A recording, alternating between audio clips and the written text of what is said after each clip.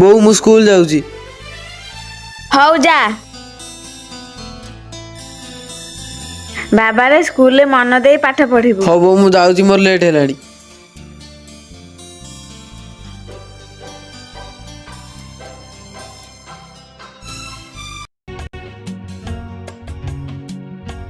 ଲିପି ହଁ ଅପା କଣ କୁହ? ଲିପି ମୋ ପୁଅ କଣ କହୁଥିଲା ତୋ ପୁଅ ସୋନୁ କଣ ଏଇଠି 8 ଦିନ ହେଲାଣି ସ୍କୁଲ ଯାଉନି?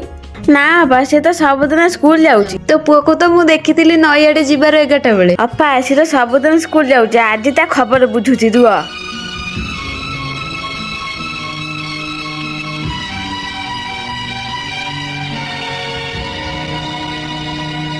ସୋନୁ ବୋଉ